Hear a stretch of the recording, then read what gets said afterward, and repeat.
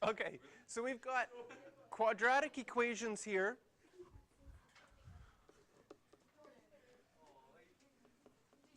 And up until now, we've only learned one technique for solving quadratic equations. That was using the zero product property. So we make one side equal to 0,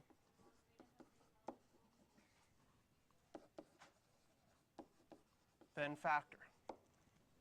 Now, life would be beautiful and nice and easy if that was the only way you could solve it, and you wouldn't have to learn anything more, and we would be done this chapter. Unfortunately, there's some other techniques that come in when you have quadratic equations that are also very useful to use for solving. And these ones will use this other strategy. So when you only, and I'm going to say have one thing squared. I don't know if this is the proper way of saying this, but if we only have one thing squared and there's no other x's, like in this first example. You see I have a 3x squared, but I have no other x's. Or if you have a group of things like x plus 3 squared, but no other x's in any other place, then you can isolate and take the square root.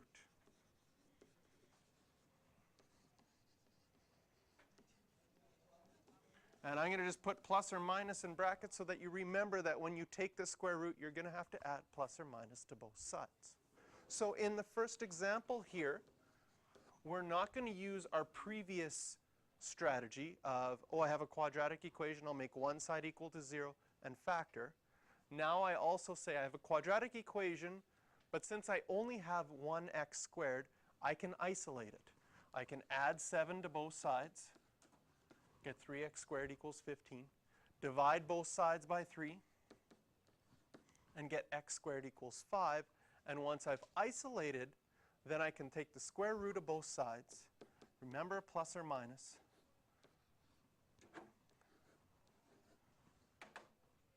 And I get my answer that x is equal to plus or minus the square root of 5. Same thing for b.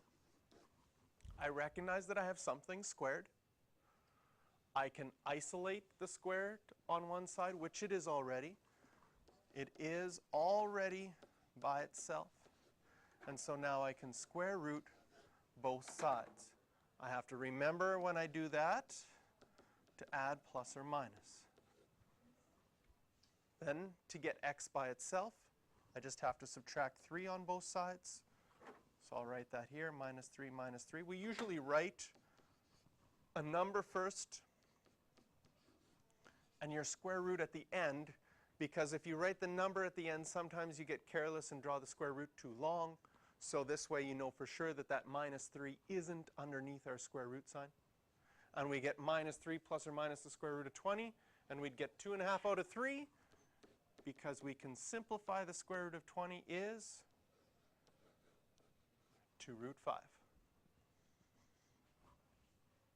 think the textbook in the answer key doesn't always simplify. Okay, so be careful with that. I think the answer at the bottom kept it as square root of 20, but this is the correct answer. So now we're looking at, if I have a quadratic equation, I want to see what kind do I have. Do I have one where I can square root both sides? Or do I have one where it's easier to make it equal to 0 and then factor? So what we can do for practice for this one is number 4. Sorry for getting off topic.